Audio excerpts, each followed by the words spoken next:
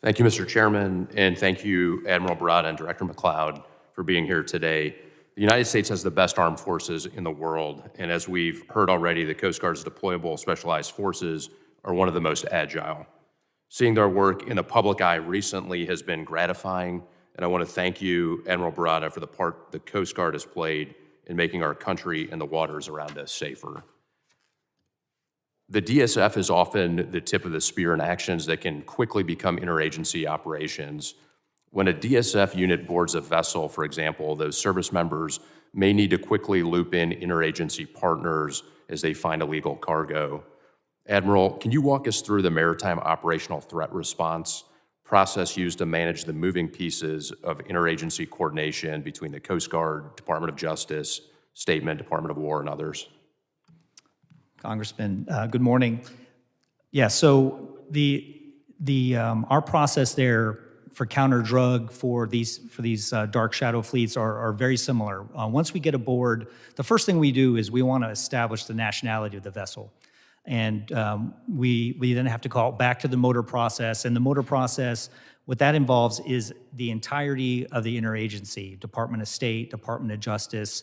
Other elements, maybe even in the case of the tankers, Department of Energy up to the White House, so that we ensure that we are following international law and that we are able to exercise U.S. law and authorities aboard the vessel. So, for instance, when we board a drug vessel, we'll call back to the motor process, and we'll either engage one of our bilateral agreements that we have, or we will go back to the Department of State to call that individual country and assess whether or not they concur with the vessel's claim, or they're allowing us to operate on a vessel that's under their subject to their authority. So on the tankers, we're doing something similar, and once we do that, we know we're in a good position to follow the law.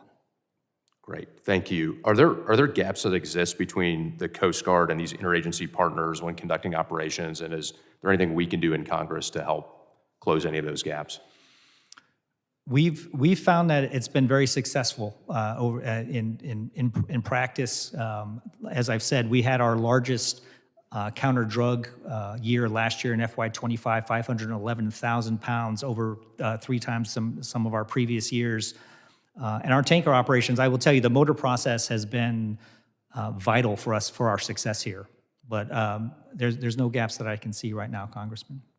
Great, thanks, Admiral. Pivoting here, the Trump administration has prioritized Western Hemisphere security and law enforcement, such as enforcing sanctioned Venezuelan oil, and the Coast Guard has been a crucial part of the overall approach.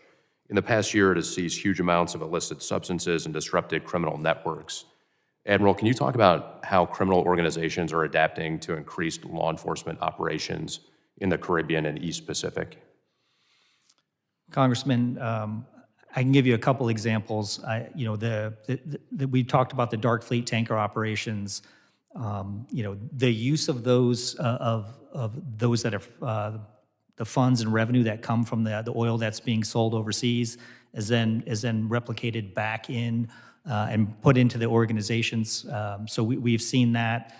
We've seen that revenues from illegal fishing, from illegal arms sales, human smuggling, those are all being used to feed drug networks. They're being used to then come back and rearm and re-resource some of the traffickers for semi-submersibles and those type of assets that they know are really hard to find at sea. And so we've had to adjust our tactics as we go.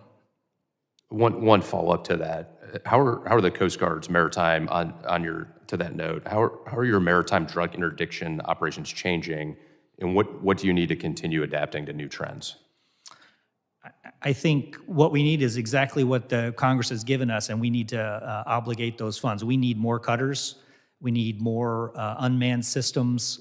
We need more intelligence programs. I think what last year showed us, for Operation Pacific Viper over in the Eastern Pacific, that when we have a cutter like a national security cutter that has a Hitron, a helicopter on the back with precision marksmen, and the right small boats over the horizon, the right intelligence, and the right tactical teams aboard to gather the evidence that we need, we are very effective in stopping the drug traffickers.